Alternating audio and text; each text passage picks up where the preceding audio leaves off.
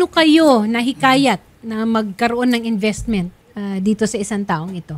Doon muna tayo. Ito po ay patungkol kay Roseanne Buensalido. Dati ko po siyang classmate nung college. Ano ang negosyo na inalok niya? Investment po. Okay. At saka benta slot paluwagan. Bibilhin niyo po halimbawa yung sasahod na member ng paluwagan. Okay. Ngayon po, may interest po iyon. Okay. Kagaya ko po, June 13 po, binili ko yung paluwagan ng 350,000. Okay. Magiging 472,500 siya ng July 30, 2024. So, in 45 days, parang kumita ka ng 30%. Oo, parang ganon. More or less. Okay. Bago po iyon, may investment po ako sa kanyang ongoing na 100,000 nung April. Na nagtutubo naman po talaga monthly ng 10,000. So 10% Yes a month? Po. Yes po. Kaya po yung at saka bago po yun, yearly may once, twice akong nag-i-invest sa kanya. Bumabalik naman po. Okay. Kaso etong huli po, July 30, nagtalbugan po yung cheque. Pero mukhang palaki ng palaki ang investment mo, no? Para kang hinikayat, pinaniwala ka. Okay. Yes po. And apparently, hindi lang ikaw dahil marami kayong nandito.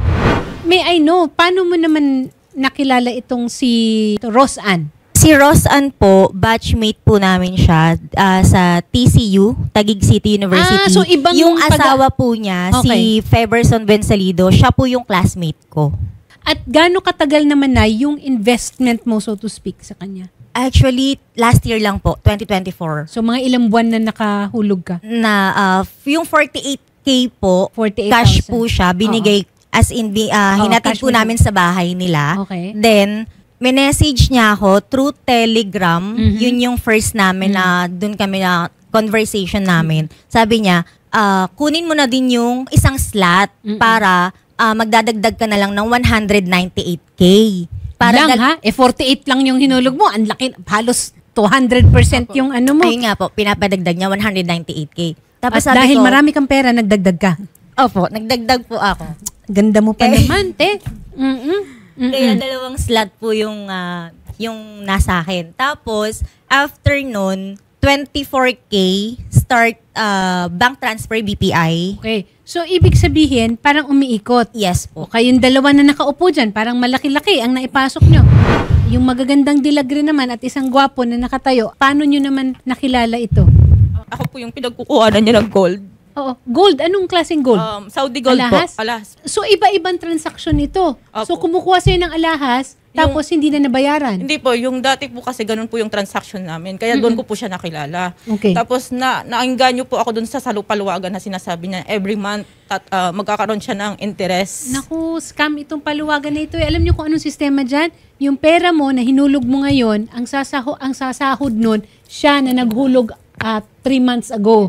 Ngayon, maghahanap siya ng maghuhulog para yun naman ang ibibigay sa'yo. Hanggang sa Ponzi scheme yan. Yung ginawa po niya sa akin 330,000 cash. Tapos the following month po, another 260 worth of gold. Pero itong mga transaksyon ninyo so far, ang nakikita lang natin is si Roseanne. Paano pumasok sa eksena yung husband na apparently is with the Coast Guard? Tama ba? Yes po.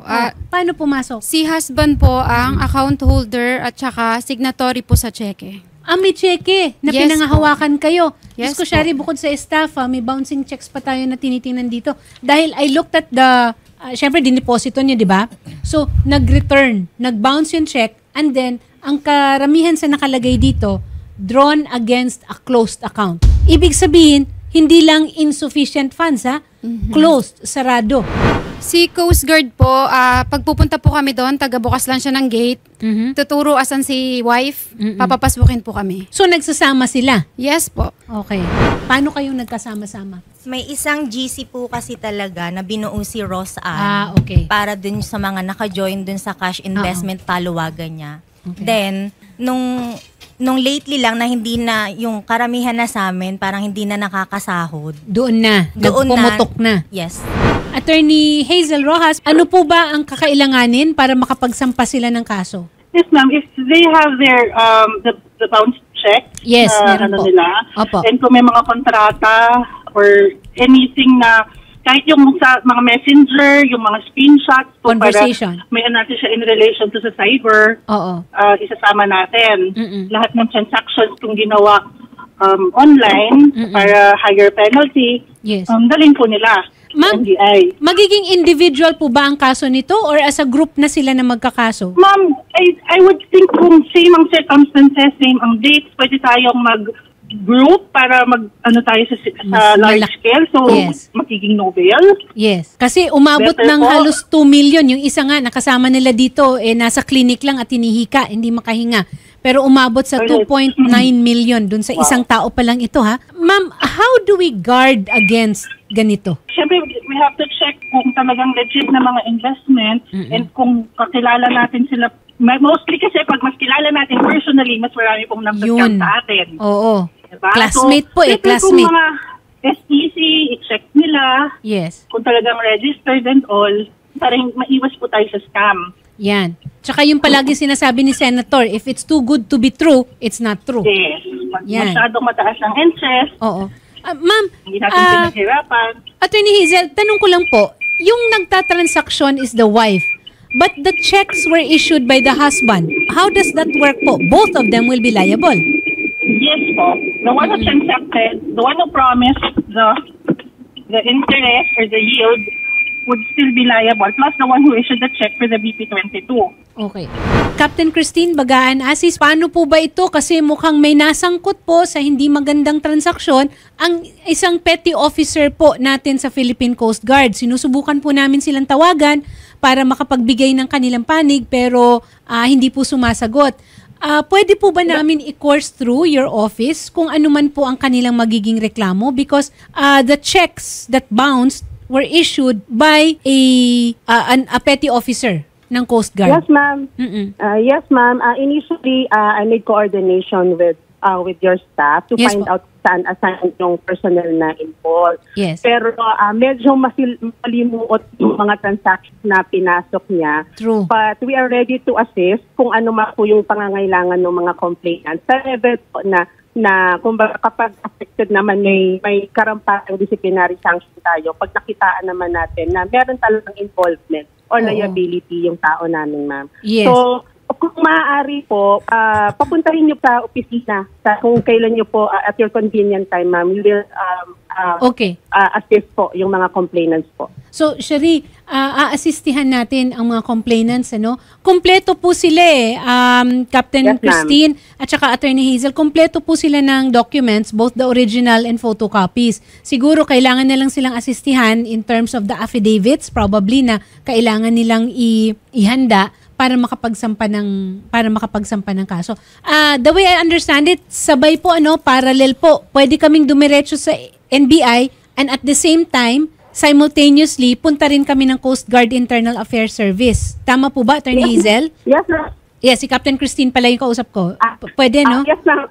Simultaneously, ma'am, while ongoing case naman sa criminal, nagkakonduct na rin kami ng investigation sa administrative. Kasi what I heard, parang doon naman sa personnel namin, facilitation on the check. Ako yung siyang kanina na typically sa BP22, if ever magiging liable yung personnel namin. And may karampatang administrative.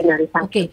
And yes. ang sa Coast Guard kasi, explain ko lang sa ating mga complainants, that will be the administrative case. Ang dito naman sa NBI will be the criminal case that you will file against them.